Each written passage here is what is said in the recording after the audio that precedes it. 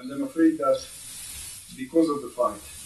there's necessarily mobilization of a fighting spirit. And one of the biggest challenges right now is to mobilize a spirit of love and compassion, and to try to build a country based on love and forgiveness. And it's mighty difficult, because the very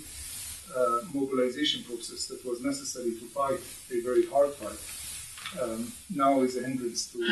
mobilization of better feelings and human values like love and forgiveness and compassion and reconciliation. So I don't think that we can say that our revolution, at least in Libya, is a success unless we can overcome tyranny with genuine democracy, and overcome cruelty with genuine compassion, and overcome corruption with genuine transparency and fairness and cleanliness in all transactions, governmental or business. I'm afraid that while it does look like we've succeeded, because Gaddafi has been removed and now we do have a new situation, I believe that our success is only partial, because I still see a lot of tyranny in us, in Libya. And I believe that the most difficult idols to destroy are the idols within our own hearts. And I think that we can be tyrannical in our attitudes and in our heart towards our colleagues who fought with us for freedom, and ironically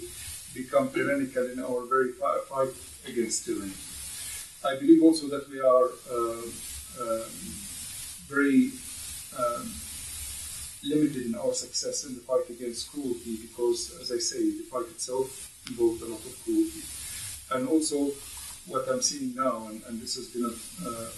pointed out by some very disturbing recent reports by human rights activists and groups,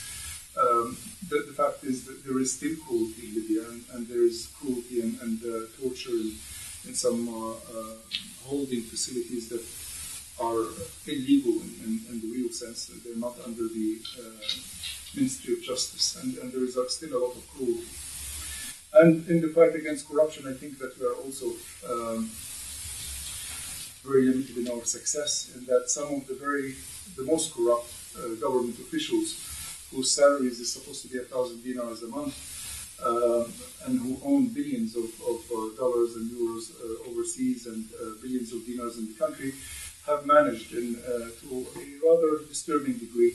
to repolish themselves and even get religious preachers to sing their praise on television that they own, and that this corrupt clique is making the comeback to steal yet again under democratic guise. So I think that we have very limited success in that as well. I don't want to paint a bleak picture or to in any way belittle the great success of the Libyan people in overcoming a vicious system of Gaddafi, but I think that we'll be fooling ourselves if we think that we've completely succeeded. And I believe that unless we are able to overcome tyranny and cruelty and corruption, young people will again and again,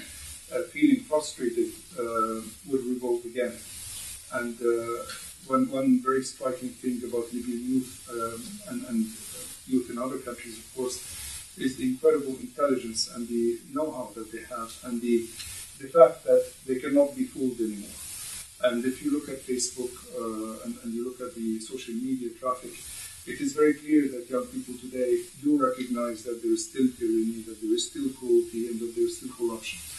And I predict that these young people will not only take to the street once again, as they have done recently in Benghazi and in Tripoli and in Misrata and in various other towns, but they may actually resort to even more drastic actions in the near future if we do not very seriously address these great grievances that were the cause of all problems in the first place.